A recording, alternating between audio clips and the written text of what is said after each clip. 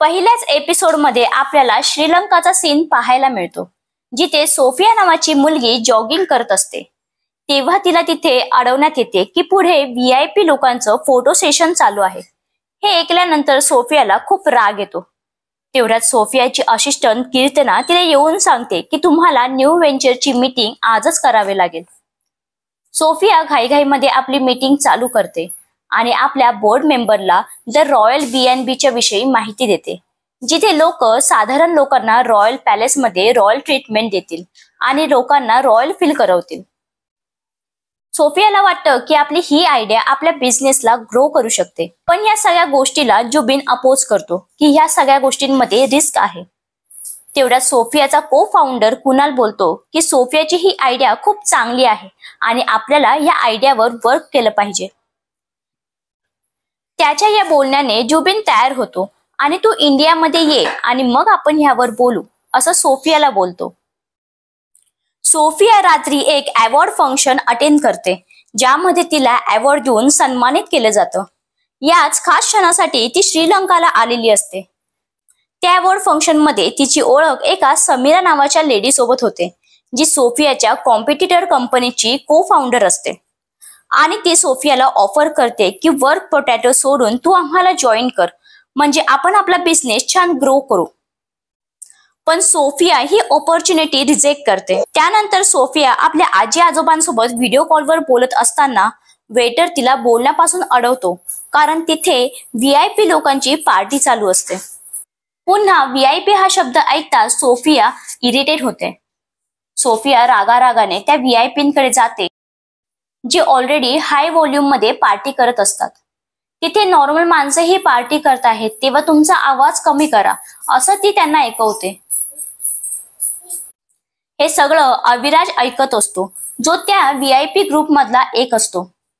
त्याला सोफियाचं बोलणं खूप इंटरेस्टिंग वाटतं, म्हणून तो पुढे येऊन तिच्याशी बोलू लागतो. ते एकमेकांसोबत फ्लर्ट करताना दिसतात. पुढे जाऊन ते इंटिमेट देखील होतात. सोफिया अविराजला VIP होण्यावरून टॉन्ट मारते, जे त्याला आवडत नाही, आणि त्यावरून त्या दोघांमध्ये वाद होतात. त्यानंतर आपण मोरपूर इंडियाचा सीन बघतो. आज मोरपूर पॅलेसमध्ये मीटिंग ठेवण्यात आलेली असते. ऍक्च्युली मोरपूरच्या राजाला जाऊन 6 महिने झालेले असतात आणि त्यांची वसीहत आज ऐकवली जाणार होती. तेवढ्यात अवी तिथे येतो आणि सगळ्यांना कळतं की मोरपूरचा होणारा राजा हा अवी आहे. वसीहत मध्ये सगळ्यांना काही ना काही मिळालेलं असतं, पण मोरपूरचा हा महाल अवीच्या नावावर होता, कारण तो त्याला पुढे ग्रो करू शकतो. हे ऐकून दिग्विजयला राग येतो, कारण कित्येक वर्ष पॅलेस दिग्विजय सांभाळत आला आहे, जेव्हा अवी न्यूयॉर्क मध्ये होता. यावर पद्मजा बोलते की हा महाराजांचा निर्णय आहे, याला आपण नाकारू शकत नाही. वाटण्या तर होतात, पण राजा आपली संपूर्ण आर्थिक संपत्ती मॉरिसच्या नावे करतो. हे ऐकून सगळे हैराण होतात. मॉरिस कोण आहे, ज्याच्या नावे राजाने एवढी संपत्ती केली? हा प्रश्न सगळ्यांसमोर उभा राहतो. तेवढ्यात वकील हे देखील रिव्हील करतात की ह्या मोरपूरवर कर्ज देखील आहे, जे तुम्हाला एकत्रितपणे भरावं लागेल. हे ऐकून अभि तिकडून निघून जातो की मी न्यूयॉर्कला परत जातोय. इथे सोफिया नवीन व्हेंचरसाठी जुबिनला अखेर राजी करतेच. जुबिन सोफियाला 6 महिन्यांचा टाइम देतो रॉयल B&B लॉन्च करण्यासाठी. सोफिया आणि तिची टीम प्रोजेक्ट B&B साठी काम करायला चालू करते. सर्वात आधी ते पॅलेस शोधायला सुरू करतात. सोफिया एक पॅलेस बघते. त्या पॅलेसच्या राजा राणीला आपली कन्सेप्ट समजून सांगते. त्यांना प्रोजेक्ट B&B आवडतो, पण ते नॉर्मल लोकांसोबत राहण्यास नकार देतात. त्यामुळे तिला हा पॅलेस ड्रॉप करावा लागतो.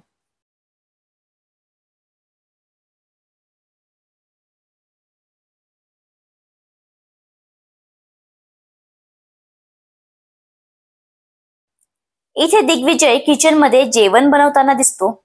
त्याला कुकिंगची खूप आवड असते, पण तो हे सगळ्यांपासून लपवून ठेवतो, कारण तो राजकुमार असल्याने आपण हे सर्वांना दाखवू शकत नाही. दिग्विजय आपण बनवलेली डिश सगळ्यांना नकळत सर्व करतो, हे बोलून की आलेल्या शेफने हे कुक केली आहे आणि ती सर्वांना आवडते देखील. तेवढ्यात दिग्विजय अविराजला बोलतो की माझ्याकडे एक चांगली ऑफर आली आहे, ज्याने आपण चांगले पैसे कमवू शकतो. सोफिया आणि तिच्या टीमला पॅलेसवर बोलवलं जातं. सोफिया संपूर्ण पॅलेस बघते आणि तो तिला B&Bच्या दृष्टीने आवडतो देखील.